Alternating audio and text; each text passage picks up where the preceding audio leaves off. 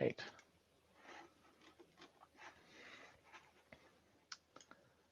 Okay. Hello, everyone.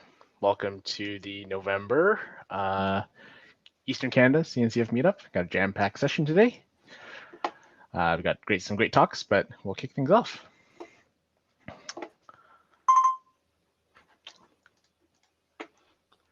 All right. So let's go over the agenda. Next slide. So agenda, as like usual, we'll do a little bit of housekeeping, briefing you what's been going on in the CNCF community, as well as what's going on with our meetup. And then we have two great talks today. We have the Cube 1.23 release update from Ray, who's from Rancher and SUSE. And then we also have a talk from Cyrille at Elastic talking about embracing observability in CI/CD with OpenTelemetry, which I think will be pretty cool. And of course, we've got a prize draw, this time sponsored by Elastic, and so we'll reveal the prize towards the end of the talk. Again, that'll be done through the survey. So as you submit the survey, you'll get an entry into the draw. So stick around for that. I'm one of your co-presenters today. My name is Jason. I'm at Ecobee, and we have Julia, who's actually unable to be here today, but we also have Michael from Red Hat, who's also here to help carry things along. Of course, the meetup is supported by not just us, of course. We have a whole team of organizers, and their lovely faces are shown here, and I don't think that's everybody. But of course, this meetup isn't possible without their help as well. And of course, big shout out to our sponsors. Elastic and JFrog have been very good to us this year, and we thank them for their support. If your company, or you know some company that's interested in being a sponsor, have them scan the QR code or share the link. We are always looking for folks to help sponsor. But for next year, we actually have our sponsors already signed up. So for the later part of this year and going into next year, big gold thank you to Microsoft and SUSE for their support. Their support goes a long way in making these meetups happen. And obviously the online ones have been a change, but as we think about potentially getting back into person, their support will help too. So again, our two speakers for today, we have Ray talking about 1.23. Ray's been involved in getting 1.23 out the door, which is fantastic, and can't thank him enough for his hard work. And we have Cyrille from Elastic, again, talking about OpenTelemetry. Please follow us on all of our socials, LinkedIn, Twitter. We have a great Slack community. We'd love to have you there. Chat anytime. Great discussions happening there all the time. We have our YouTube channel, which is where the recordings are uploaded. And we've also started live streaming. So hello to all the people connecting on the live stream. You can find the recordings there. But if you aren't able to connect via Bevy or whatever, you can always catch now our meetups on the YouTube live stream. And so now I'll pass it off to Mike for housekeeping. Yeah, so we have housekeeping and some CNCF updates before I pass it off. As always, CFPs are open. We're looking for end user stories and tech talks. You can get the links in the slides as well as in the Slack channel. Like Jason said, connect with us and yeah, pitch us on a talk, and we love to hear from you. Big call out to everybody that's here. We want to hear from you about 2022. So we're starting talking about planning, in-person events, what everybody wants to see, beer, pizza, Toronto, Montreal, what time works for everybody, and what type of events we're doing. I know Julia and I have been really hoping to get outside in Montreal and maybe do an outdoor one in the summer. So quick form, like 5 questions. Just shoot us what you think you would show up for and what you want to see. And hopefully we get to see you in 2022 because I miss all you. Just general announcement that Meetup is going to be retired with the new year. We're going to transform completely to Bevy. So you'll be able to catch everything obviously on YouTube live as well as all the events on Bevy. So if you are still going through Meetup, you're not going to see those events at the end of the year in 2022. They're not really going to be scheduled on Meetup anymore. So again, join us on Slack as well if you want any new updates and Bevy and the CNCF website. All right, on to the CNCF announcements. So now generally available is the KCNA exam. If anybody was at KubeCon or watching, you'll see that this was the new exam that's come out. It's sort of a precursor to the CKA. It's all multiple choice and really lets you just sort of get into the Kubernetes, and cloud native essentials before you take on some of the more challenging exams. And for those who missed some KubeCon events, the event, everything's live on YouTube or recorded, but you can catch all the talks on YouTube now. And then book your calendars for next year. Detroit, October 25th to 28th, KubeCon North America. And hey, if you can get to Valencia, good on you, because that's a great spot to be in. So I hope to see you there. And so for the post-event draw, we actually have 3 things, but big shout out to Elastic because they are giving a certification for the exam voucher as one of the main prizes. We also, I believe, have socks and something else I'm missing as well. It's water ball and OPA socks, OPA socks. And now I've taken up enough of your time onto the good stuff. I'm super happy to welcome Ray, who's a Kubernetes field engineer, and with SUSE Rancher, he's one of the 1.23 Kubernetes release leads. Ray, thanks for joining, and take it away. All right, sounds good. Let me go share my screen. All right, thank you very much for the introduction, Michael. As Michael said, I am the release 123 lead. So today I'm going to give an update to release 123, which is scheduled to be released on December 7th. That's coming up in a few weeks. Professionally, I'm with SUSE by way of Rancher Labs. I'm a field engineer, so I work with the SUSE Rancher product and also multiple overview with what.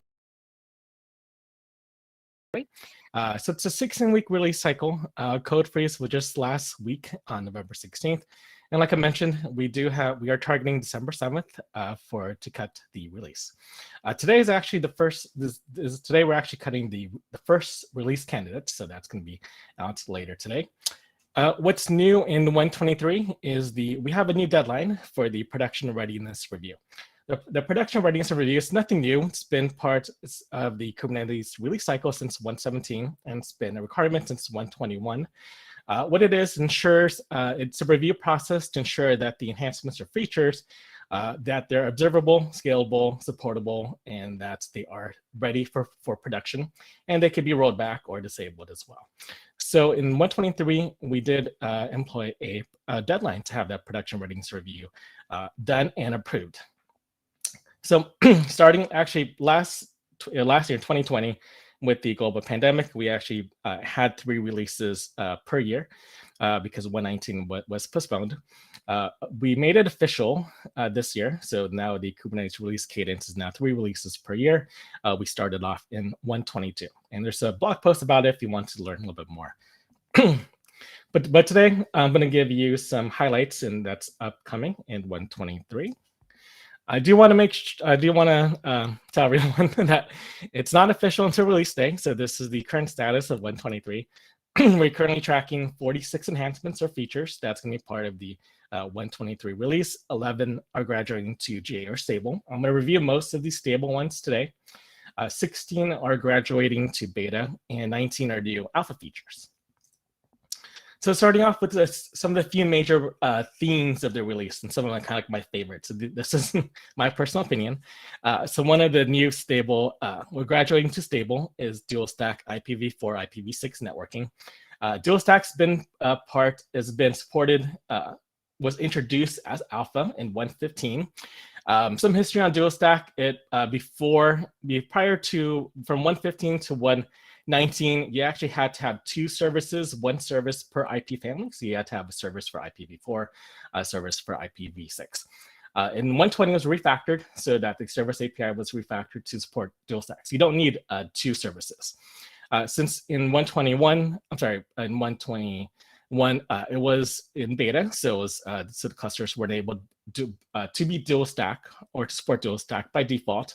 And since now it's graduating to stable, we are removing the feature flag, IPv6 dual stack feature flag, in 123 because clusters will be enabled. It's not mandatory to use dual stack. Actually, pods and services actually default to single stack. So there are some requirements to use dual stack networking. One is that, of course, the nodes must be routable for IPv4 or IPv6. You need a CNI plugin, actually that supports dual stack as well. And the pods have to be configured to be dual stack. And there's a field in the services spec. The IP family policy has to be specified to either prefer dual stack or require dual stack. On the bottom of each slide, that I'm going to talk about are links to the enhancements or these features or the issues to those and the tracking issues for these enhancements. So you could feel free to look them up a little bit later. Next is a big one. Even though it's beta, it's not GA yet. It's PodSecurity Admission. So most of you know that PodSecurity policy was deprecated in 121 and it's targeted to be removed in 125. PodSecurity Admission, it's an admission controller. It's meant to be the replacement of PodSecurity Policy or PSP. So with PodSecurity Admission Controller, it enforces the PodSecurity standards. PodSecurity standards and enforces them to either admit or deny those pods to be created. PodSecurity standards define what type of privilege the pods will be at, either privilege, so that they'll be open, or baseline, so there's known privilege escalations, so minimizes restrictions, or hardened with restricted. And pod security policy, there's 3 different modes as well. One, it's enforced, so it's going to reject any pods to run that are in violation. Audit, which means that the pods will be created and run, but the violations will be recorded. Or warn, so the pod will run and it'll just send a warning message to the user. And one of the I guess key differences is that it's applied at the namespace level, and we're using specific labels on namespace to enforce the pod security standards via the pod security admission controller. So some more stable features. We're going to do a little string of stable features. So I'm going to watch the time closely. One is the TTL controller, the time to live controller. So this is a feature that cleans up jobs and pods. So whenever a job is finished, you no longer have to go back to delete the job.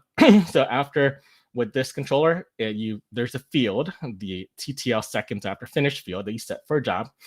And in the controller, it takes a look at what the time is now. And if the TTL seconds after finish field added to the last transition time, if that is greater than now, then it will delete the job. And it'll delete the job, then it'll delete all the pods for those jobs as well. So the TTL controller watches those jobs. So that is graduated to stable. One key one as well, skip volume ownership change. So this really affects databases or lots of stateful workloads. So when a volume is bind mounted to a container, those permissions on the volume is changed recursively to the provided FS group. So it could take a really long time for large volumes. So this can have significant impact. So what this feature does allows you to skip that change in ownership when the volume is bind mounted inside a container. So there's a field in the pod spec, the pod spec security context, FS group change policy. You can set it to always, so always change those permissions and ownership to match the FS group, or only on the root mismatch. So only perform those permission and ownership changes only if the top level directory doesn't match what is expected. Next is general ephemeral inline volume. So this is similar to mtdir, in which is ephemeral, but this applies it to more of the CSI driver. So you could use those CSI driver operations to ephemeral volumes like snapshotting, resizing. So all those volume operations are now allowed in ephemeral inline volumes as well. What the change is inside the pod spec, it allows you to set up parameters for a persistent volume claim. So when the pod is created, it will automatically create a PVC as well with those parameters that you set in the pod spec. This is a great one. So I'm also one of the SIG security sub-project owners. So this is one of my favorites, I guess, is the defend against logging secrets via static analysis, which is graduating to stable. So there was a security audit in 2019 by Trail of Bits. I'm actually helping run the next security audit for Kubernetes. So the 2019 security audit exposed that secrets were being exposed in logs and execution environments. So things like bearer tokens were revealed in logs, environment variables were exposed in sensitive data, iSCSI volume storage were clear text, secrets, and logs. So this is a fix for that. So there's a type of analysis called taint propagation analysis, which tells you how your data is spread and consumed within a program. So there's a tool, analysis tool called GoFlowLevy, which is a taint propagation analysis tool for Go. And graduating stable means that the analysis is run as a blocking pre-submit test. Previously in beta, so this is different from exactly like a feature of like something new you could do with Kubernetes. It's more like we're making Kubernetes more secure. Back in beta, this tool was validated, so it was make sure they could be run at scale with no false positives, no test failures, or other issues. I state this because it's a little bit different from how how other features enhancements go through the process of alpha, beta, stable. And stable means in this case that, like I mentioned, that the analysis runs as a blocking pre-submit test. Another one is going to stable is namespace scoped Ingress class parameters. So this is for the Ingress class. You could add some parameters to that Ingress class, and you could scope it to namespaces. So the use cases is for a gateway class parameter, custom resource. It could tell, or you could describe how and where that controller should be provisioned. So to add some new fields to the Ingress class parameters ref field, and those new fields are scoped in namespace. So this is a beta feature, Ephemeral Containers. This is one of the ones I like. This supports kube control debug.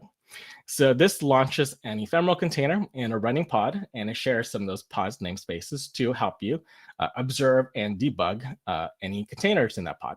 So example command is kube control debug -it, image Debian, and the target pod, and it has a bash. I'll take it to its bash shell. So there's a new field in the pod spec for ephemeral containers. Some caveats, of course, it could only be run on existing pods, of course, and these ephemeral containers will not be restarted. You can't add any liveness probes or any health checks to it. There's no resource reservations. It is subject to the resource reservation of the pod.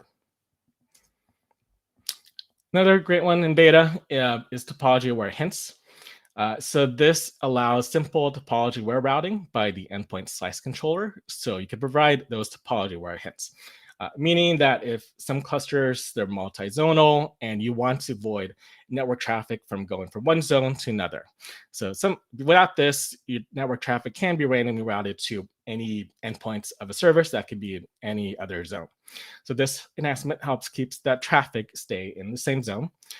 So it indicates a preference or you could indicate a preference for that traffic to stay in the same zone.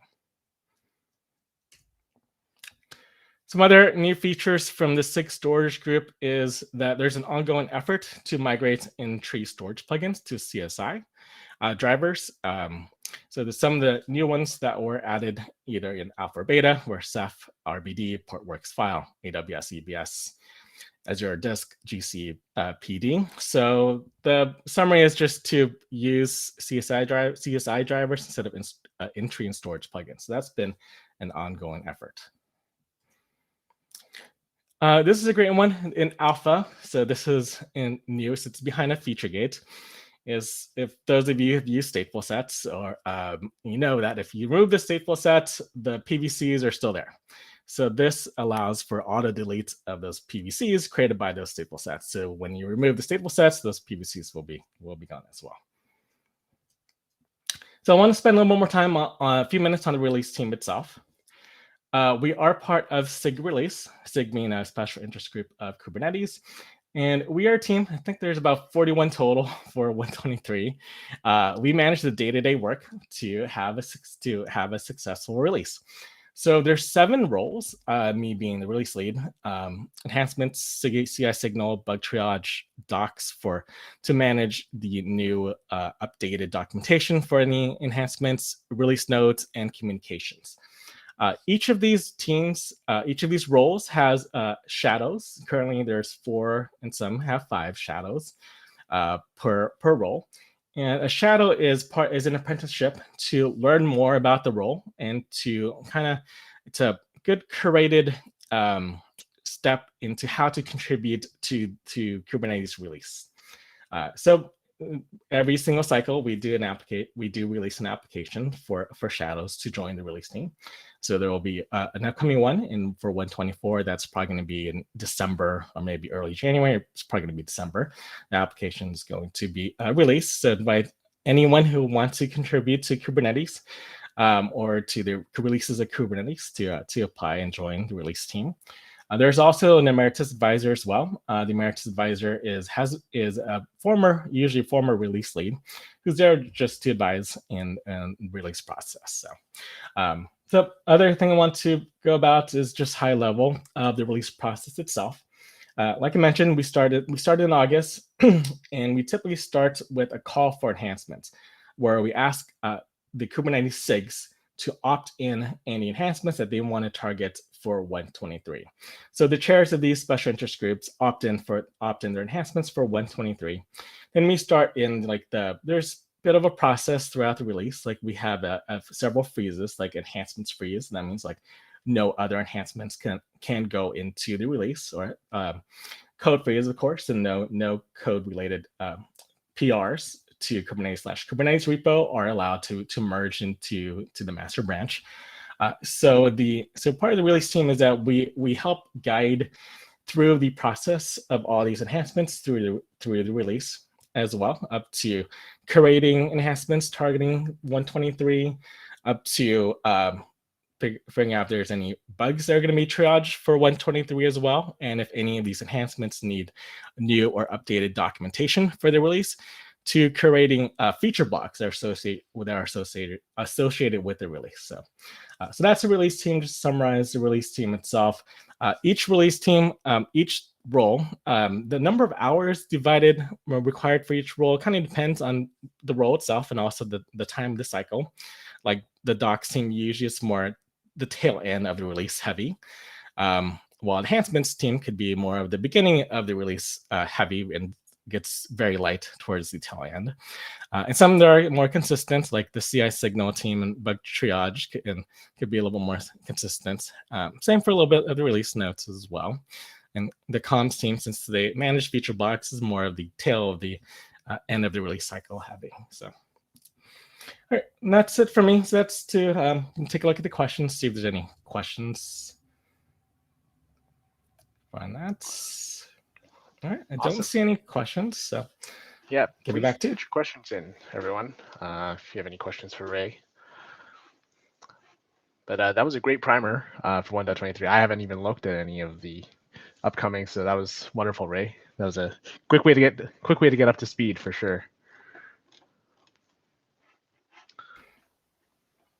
I do want to make a note that we do have the official CNCF webinar for this release on January 4th.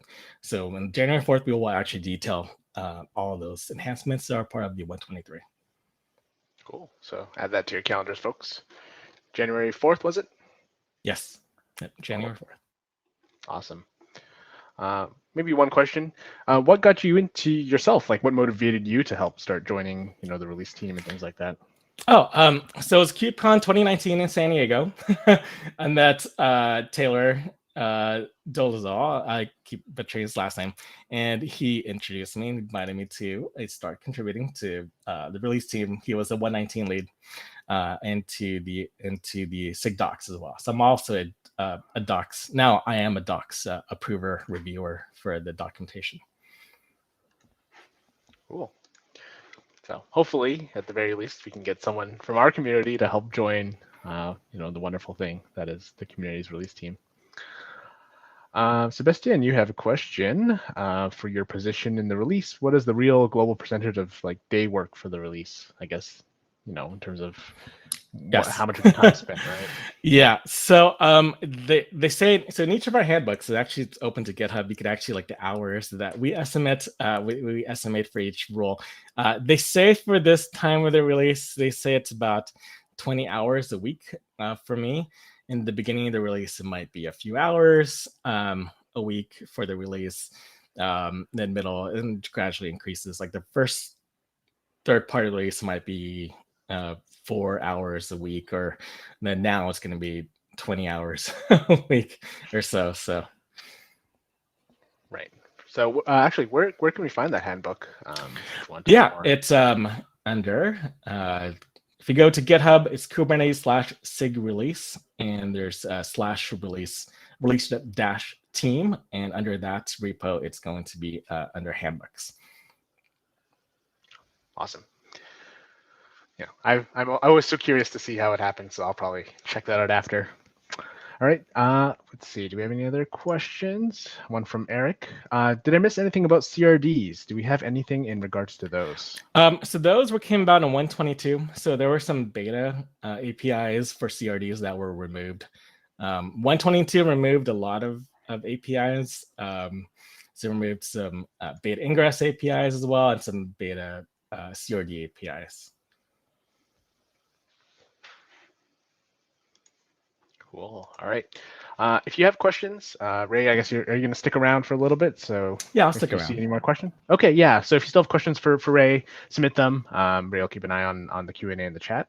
But to make most of the time, I'd like to turn it over to our second presenter, Cyrille from Elastic, talking about observability in CI/CD with OpenTelemetry. So Cyrille, please take it away. Yeah.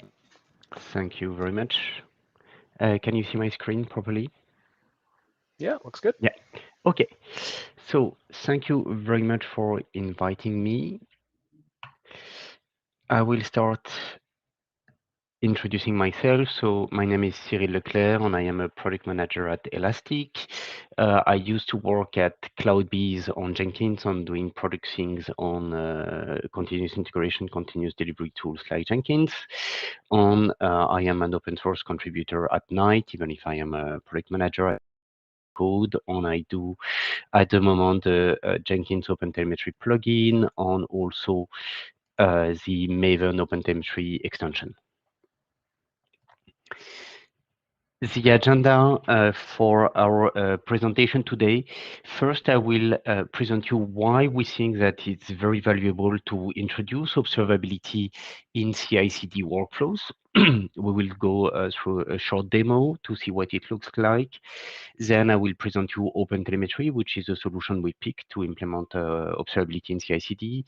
We will discuss of some capabilities of the observability tools that can help in CI/CD. We will see how we can troubleshoot CI/CD pipelines and jobs, leveraging OpenTelemetry and observability.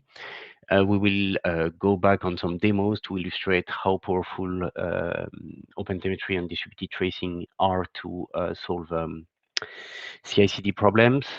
We will go through use cases where we can use observability. In CI/CD, we discovered it's much broader than just monitoring a platform. We will talk about the community around observability on CI/CD, then getting started, how to get started on some learn more links.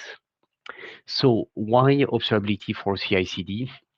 I guess how many people are familiar with observability? In this group, I guess most people are familiar with with continuous integration on CI jobs like Jenkins. So first, we see that CI/CD is business critical. We just had a presentation on how to cut a release of Kubernetes.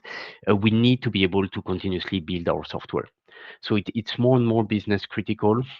And we see that it's changing all the times.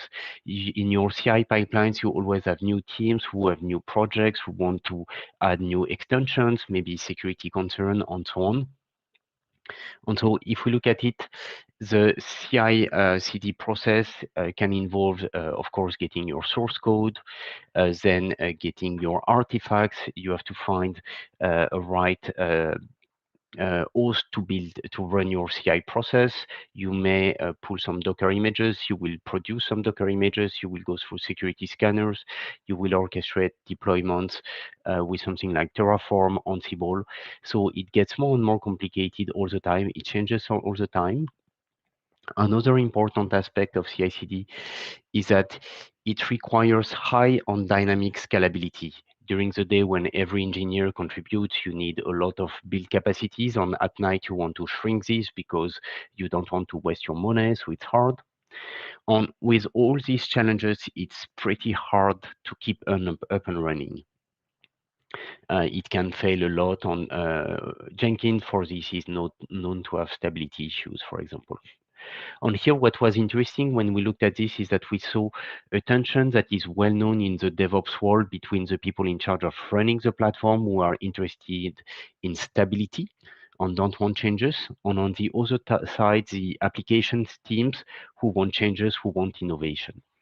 So this tension between stability and innovation that we know for applications in production, we also see it on CI/CD.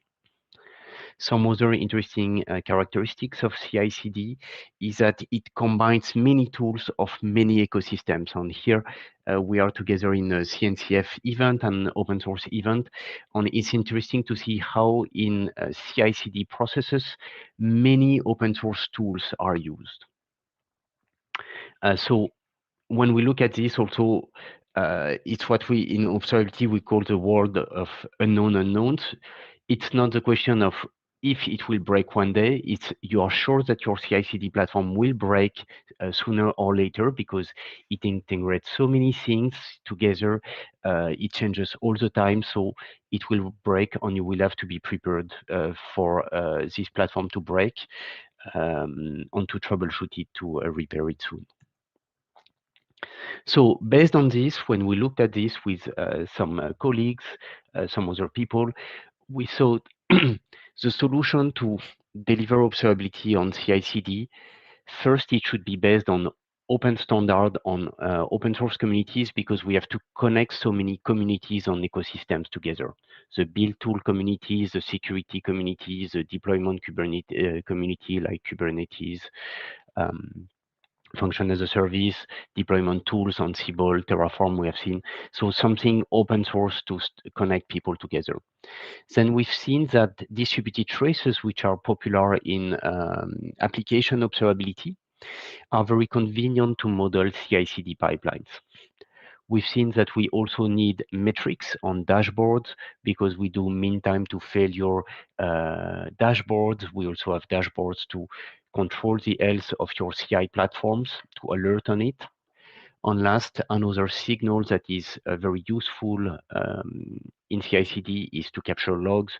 You want to capture them for traceability, for troubleshooting.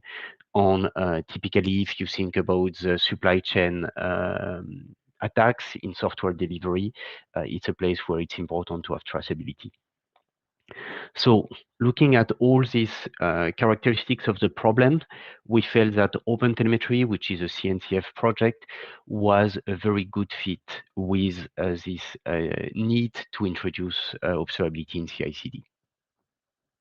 So this was our thought process.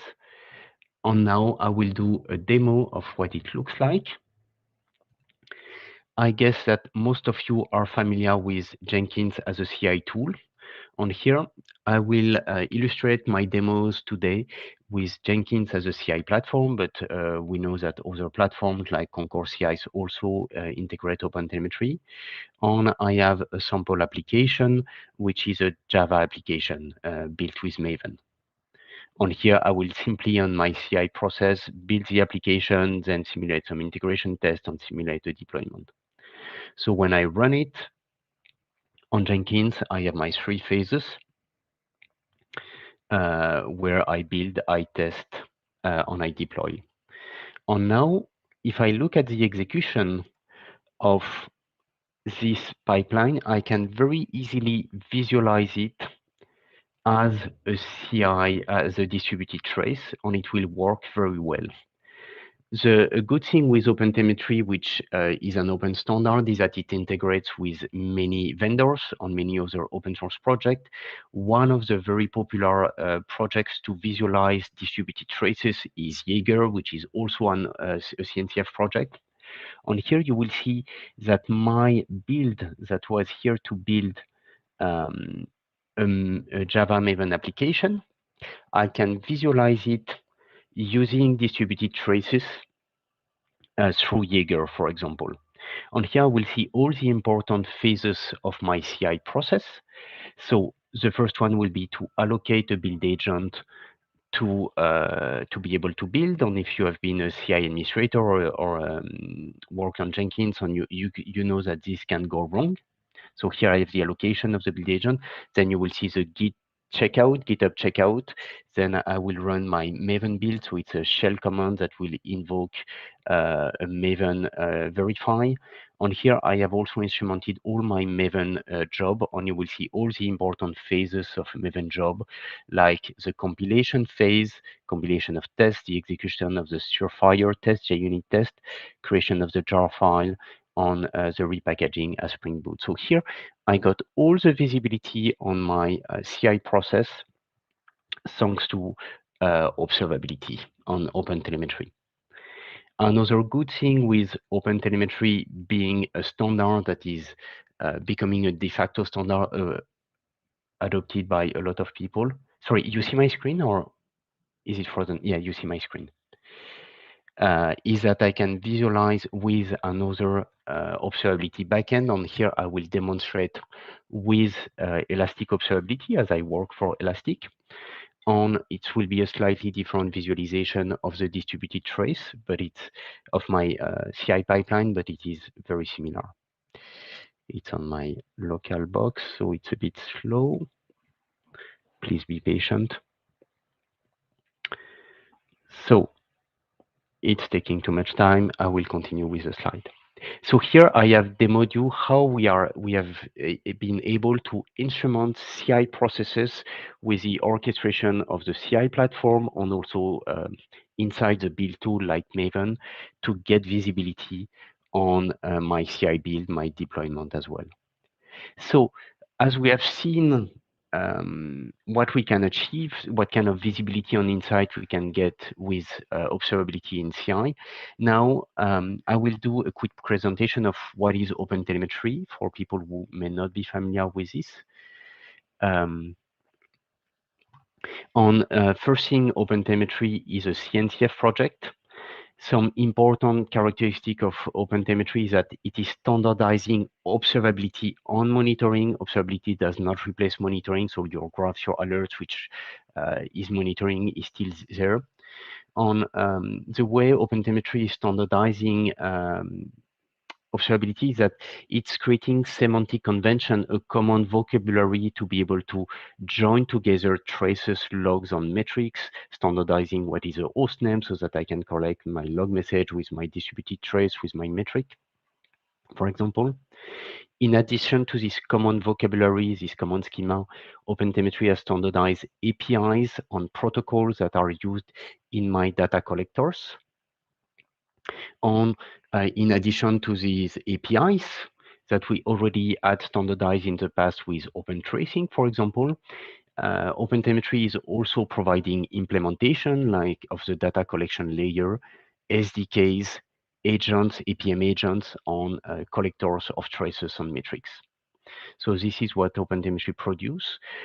Something important to have in mind with OpenTelemetry is that the aim of OpenTelemetry is to unify all layers of observability, infrastructure monitoring, application monitoring, user experience monitoring. There is this idea to unify all them to be able to correlate them and investigate in all of them, and also unifying all signals, traces, logs, and metrics. And now profiling is coming with the rise of eBPF. So this is what OpenTelemetry is. Now I will present some key capabilities of observability tools that we will leverage to observe CI/CD. One of them is to look at individual builds.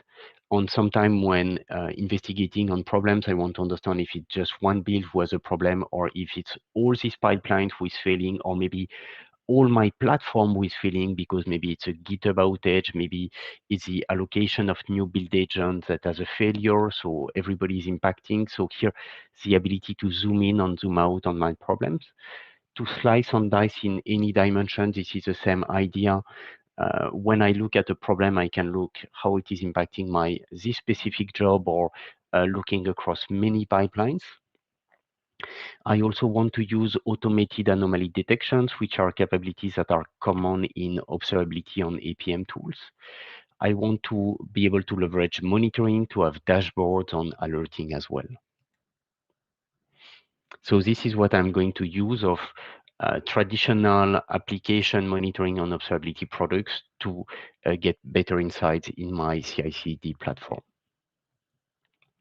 Now let's do some troubleshooting. We have seen that we have this visualization of the execution of my CI pipelines. There are some phases that are particularly critical and likely to have problems one day or another. I will show you how I am able to understand, locate where problems are happening, like network issues. We all know of the 7 fallacies of distributed computing, so network issues happen. Dynamic provisioning, Kubernetes is pretty popular in CI now to provision build agents, and we can be short in resources. And I will show you how I am able to see if a problem is impacting just one pipeline or everybody. So let's go on a demo of this. So I will show you the health of one build, and then I will go across multiple builds. So once again, I will start with my CI job. So here it's to build this application called Supply Chain Portal.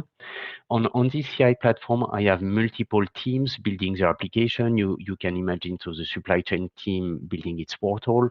You can imagine the e-commerce team building its front-end application, building its anti-fraud components, and we could have many others.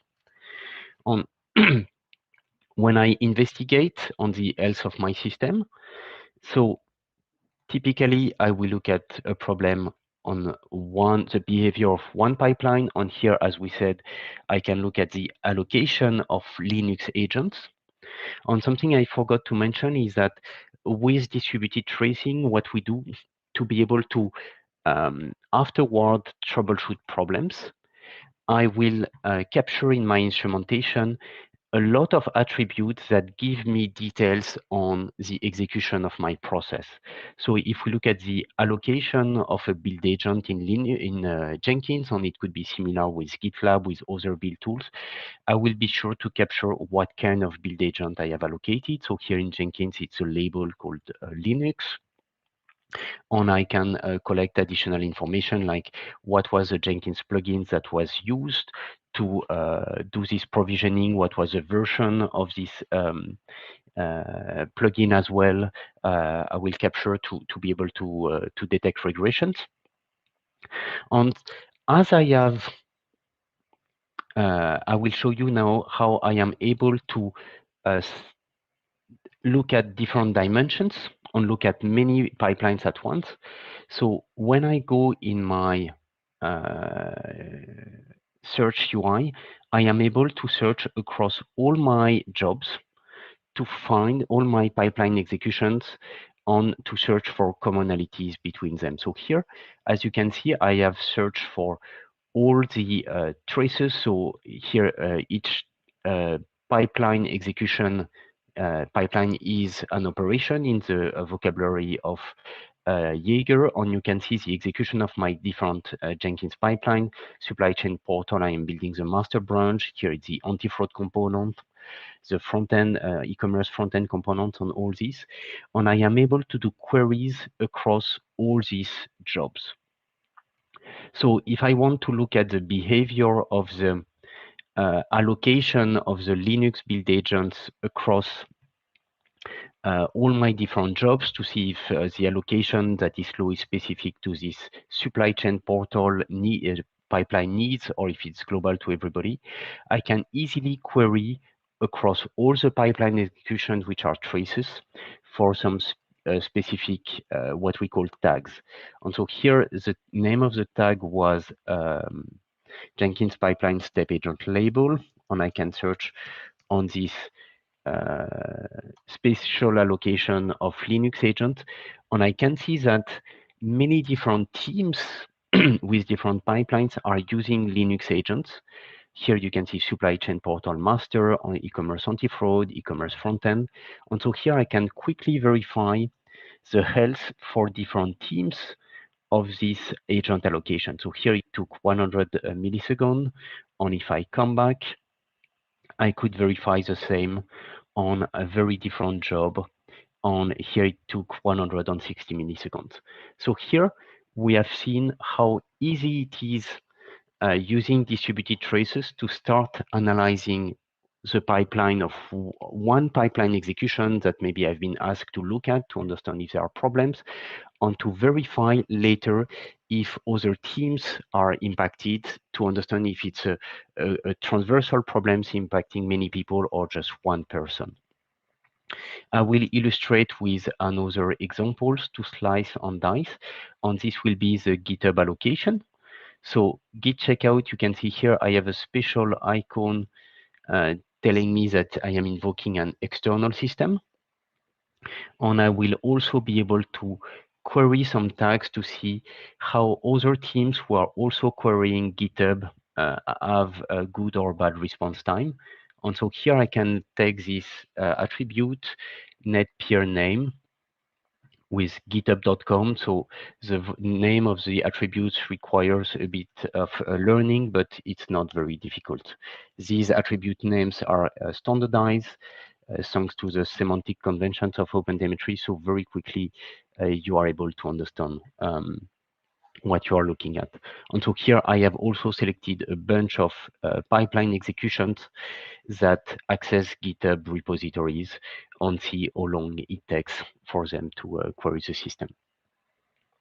So these were examples of how to investigate in different dimensions of your jobs execution of your CI platform to understand what is the root cause of the problem. You can explain if a pipeline is slow due to a specific phase or not, if it's a phase that is an infrastructure phase like allocation of build agent, or if it's a team-specific phase like maybe running some unit test. Something I could also demonstrate is how we have the history of the different executions of each pipeline to be able to understand if the performance of your pipeline has degraded, maybe because the pipeline have changed. I could demonstrate all this. Now, a quick presentation of the architecture I have used for this demo to get visibility on my CI platform. The visualization backend I presented you were Jaeger, that is a CNCF project, and also Elastic Observability, which is a unified observability platform. So not only traces, but also metrics on logs on infrastructure monitoring, application monitoring, user experience monitoring. So it's broader. All my CI tools like Jenkins, like Maven that I used, or I could demonstrate with Ansible as well, or others, have been instrumented with some OpenTelemetry integration that have been developed so that I didn't have to modify my code to get visibility. On in between my observability backends on my CI and DevOps tools, I have used an OpenTelemetry component called the OpenTelemetry collector that I typically deploy on the edge to receive all the signals, the traces from the DevOps tool, and that will route these to the different destinations. That could be observability vendors like Elastic, Jaeger, as I said, and also Prometheus that I will illustrate later down the road. So this was the architecture of my CI/CD observability. As we have seen here, now, yeah, let's talk about the use cases. The first use case we worked on was to be able to monitor and troubleshoot CI/CD platform. So here, our focus was on this Jenkins administrator, the CI administrator who needs to keep this platform up and running. Another use case is for the application team who have to troubleshoot their pipeline. So it's a pretty similar use case, but it's a different persona. Instead of being a Jenkins administrator, it's a development team. Another use case is to optimize the platform, pipelines, make them shorter, identify where time is spent, and also fix problems of flaky test, looking at the history. Another important benefit that we have seen discussing with customers is on discussing with practitioners is the idea to educate application development teams on the benefit of observability, getting them dog food observability on distributed tracing in their day-to-day tools, instrumenting their CI pipeline so that they get the benefit of observability for their CI pipeline, and they will understand better how to instrument their application. Other use case that we have seen recently is people asking to do some kind of monitoring of the performance of the software delivery process. It could be for, let's say, an engineering manager, a scrum master wanting to see how good we are at building our applications, how frequently we build, success failure ratios, or maybe sometimes we see also at the business unit level, people saying, I can understand better my release process, having observability on the CI release process. Another use case that we have identified that was quite unexpected, and we see here the benefit of a rich open source community, is to some people wanted to do cost accounting on the CI platform, measuring how much time is spent on different CI jobs. So this is the kind of use cases that we see growing thanks to a vibrant open source community. If I continue, the community of CI/CD observability is growing a lot and very fast. I have showed you Jenkins instrumentation on, I've been a key contributor to this. You see Concourse CI also is instrumented with OpenTelemetry. GitLab is looking at it. Many others are looking at it. On the build tools, you have Maven. Some people are working on Gradle. We see interest also in other programming languages. On unit test, you have Go tests, which are instrumented. JUnit reports. So JUnit reports, you cover almost all the languages, are instrumented also. On the deployment tools, we have Ansible. I hope Terraform will be interested soon. There is another very interesting tool, which is the Hotel CLI, which is a small wrapper around your shell scripts to be able to capture some time spent on different phases of your shell scripts, for example. So a very a vibrant community, which is growing very fast, which is very exciting. How to get started? First, you choose an observability backend. You can take Jaeger on Prometheus, which are a CNCF open source project, free. You can take maybe Elastic Observability, as I suggested, or other vendors. You will add the plugins on your CI on DevOps tools like Jenkins, Maven, and so on. And I have links at the end of the presentation. And then usually you install an OpenTelemetry collector that you will find on the CNCF OpenTelemetry project, or sometimes you can directly send natively using the OpenTelemetry protocol to your observability backend, and you will be up and running. If you want to learn more, here are some hyperlinks that you will be able to access through the slide deck that we will share after the presentation. So sorry, we don't have that much time. Do you have any question, any feedback, please? Yeah, get your questions in for Cyrille if you have any questions about the talk. Will we be able to share your slides there at the end, Cyrille? Could we get a copy? And Yes. it seems like you have a lot of interesting links. So I think the folks would love to have that so they could click through. Yeah, it will be a pleasure. Wonderful, thank you. I think my takeaway, one of the things that stood out was Hotel CLI is a thing, and that seems like an easy way to just jump right in and start using it. Yeah, it works well. If you are a Jenkins user, then there is just this Jenkins Hotel plugin that works very well as well. Yeah, awesome. So please, everyone, get your feedback in. We have the survey up that'll be used for the draw. That's in the chat. And if you have questions, please drop them in now. But we will move on just to make most of the time. I'll pass it off to Michael. Yeah, sure. To finish it up, I'll give like just 1 minute. Either get a Q&A in or go and fill out the form. It's very quick just to get your feedback. You know, what topics you want to see in upcoming meetups. And I already saw a comment of, hey, it would be nice if we got together in person. So there is that other form as well, which I'll drop in the chat for us for planning for 2022.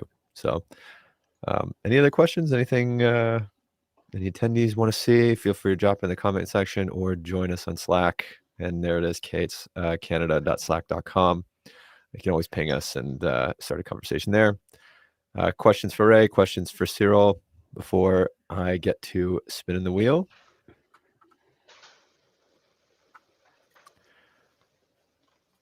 Looks good. All right. We do have three. We have three prizes today. So we have OPA socks, so we have a Kubernetes water bottle, and a Elastic certification exam voucher. Let me just pull up the wheel here and make sure it doesn't spin for 20 seconds on for no reason. We need the event the spin music is what we need. Some sort of countdown music. I still see some responses coming in, so I appreciate everybody doing that. I'll give you a couple more seconds until I see a lull. We got a great amount of responses, so thank you everybody for taking the time.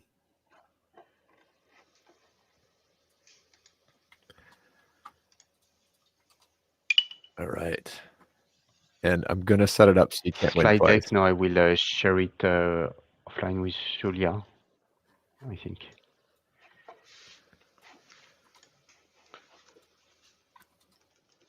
All right. Okay, I will show the last slide again. Share my screen up.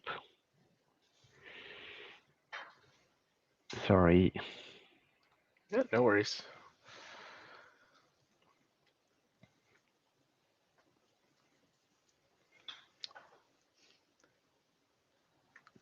I think OpenTelemetry is all the tracing is actually it's sort of I've seen more and more people start to talk about it in their CI/CD pipelines, but it just makes so much sense because one of the big things people always talk about is why does my CI take so long, and it's always such a rabbit hole. So this just provides so much clarity, and so I'm really happy that you're sharing what you know about it. And I think the OpenTelemetry is absolutely key in the success of adoption of distributed tracing in CI/CD, because it's a de facto standard, it's open source, and so it connects all the vendors together and all the community together, which is amazing. Yep, totally. I know. I've seen a lot of people use Honeycomb for their tracing in addition to Jaeger or Elastic and things like that. So big community out there supporting OpenTelemetry. And in every organization, you have multiple tools. And with this powerful architecture of OpenTelemetry, you can combine multiple tools together, which is extremely useful as well. And you have a nice integration with Prometheus, which is also a de facto standard, so that's very important.